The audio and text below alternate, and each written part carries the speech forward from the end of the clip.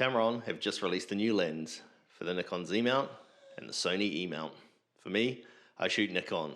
Here it is, 16-30 f2.8. You heard me right, 2.8. So like all lenses Tamron send me, I like to do hands-on reviews. Get out in the field, shoot some landscape images, give you my honest opinion of what I think of this lens. So let's go do it. Well, what better place to come out and test this lens shooting waterfalls here in the beautiful Otway National Park in Victoria. And the most accessible, easily accessible waterfall is Hoopton Falls.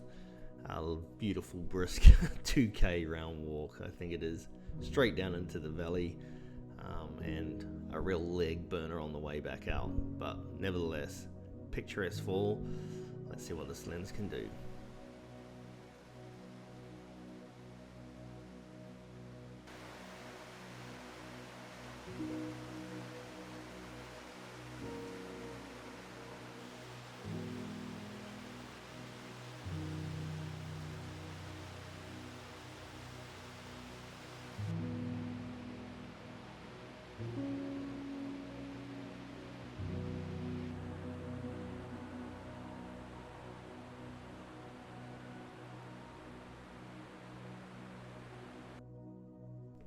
Alright, so yeah, first couple of images here are at 16mm. Not much editing, in fact, it's pretty much straight camera raw. All I've done is drop the highlights and lifted the shadows a little bit, and then added Adobe Landscape just to give it a bit more contrast. But other than that, that's all the editing I've done to these images. Corner to corner at 16mm, and they were shot around f11. Yeah, really sharp, really nice, no vignetting. Pleasure to shoot with, really, as you'd expect. And then this one was at the longest focal length, 30mm, f11 again. Sharp, no vignetting. And I don't see the issue with vignetting in any lens if there was any. It's just a click of a button in Lightroom.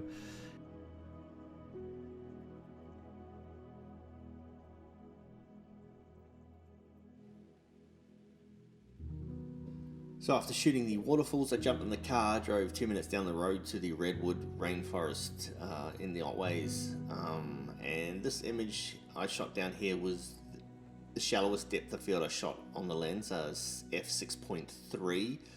Again, quite soft, and I honestly don't mind it. I said it before, nature's not sharp, landscape images with your eyes aren't sharp, so a bit of softness, it doesn't hurt, and it works here at f6.3. And this next image, probably the image of the morning, the steam coming off the trees and then backlit by the sun, was absolutely gorgeous, and I'm glad I got this shot. Again, this was at 16mm, and I've cropped it in a bit, but you can see there's no distortion in the tree trunks. They're all straight and going up. Some wide angle lenses at their widest length will distort straight up and down, or vertical, I should say, things in your images, buildings and trees especially, but seem to do a pretty good job here.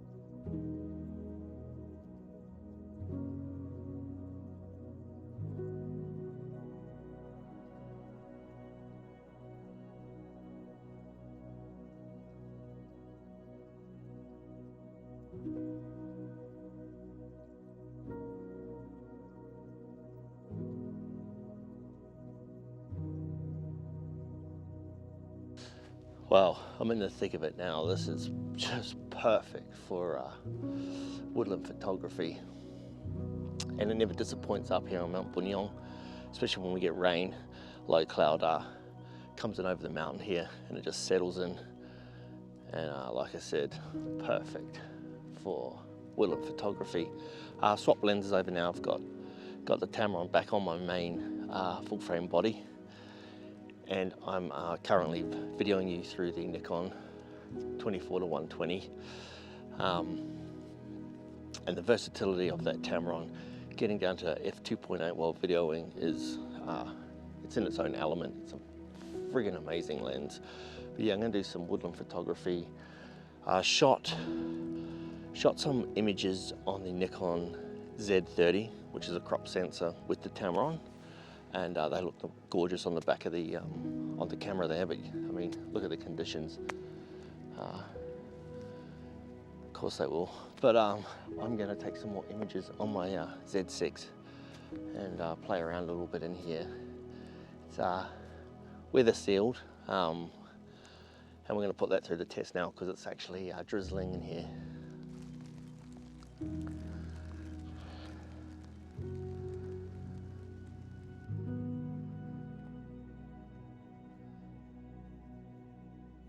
Don't have a full frame mirrorless camera.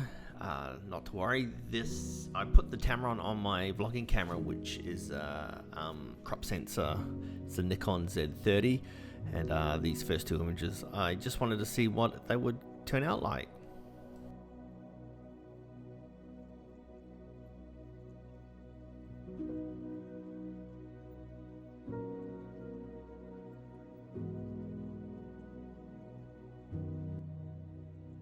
Fog's lifting now.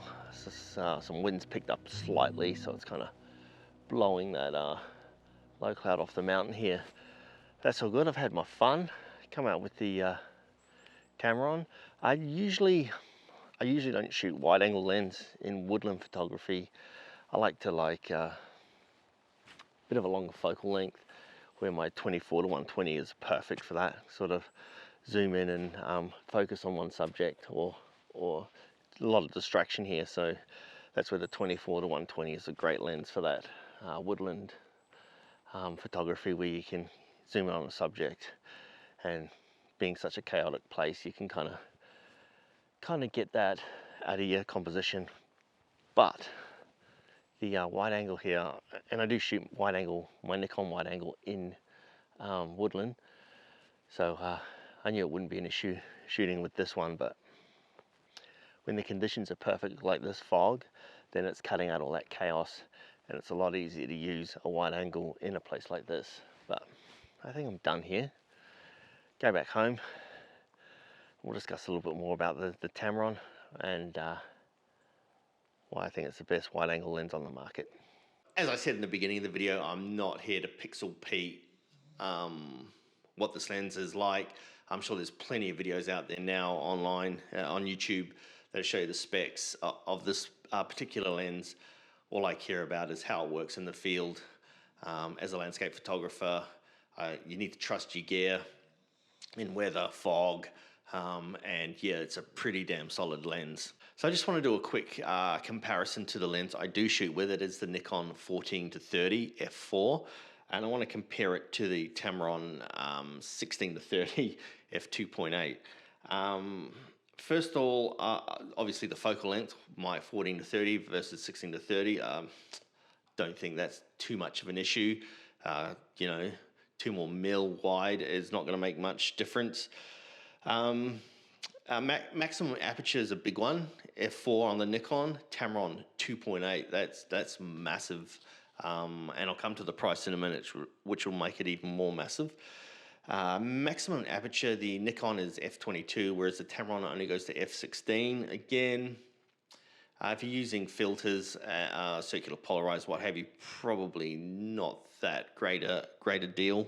Both are for full frame, but as you see, sure, you can shoot a full frame lens on a crop sensor. Just be mindful that when shooting on a crop sensor, you don't get the full 14 or 16 in this case. But you do compromise and get a longer focal length. Lens elements 14-16. Obviously one's 2.8, so you're going to get a bit more glass in there. Autofocus, both of them obviously. Nikon, yes. The Tamron I was surprised. It was very good at autofocusing. Minimum focal distance, the Nikon is 28 centimeters, so from the front of the lens element, and the Tamron's 19.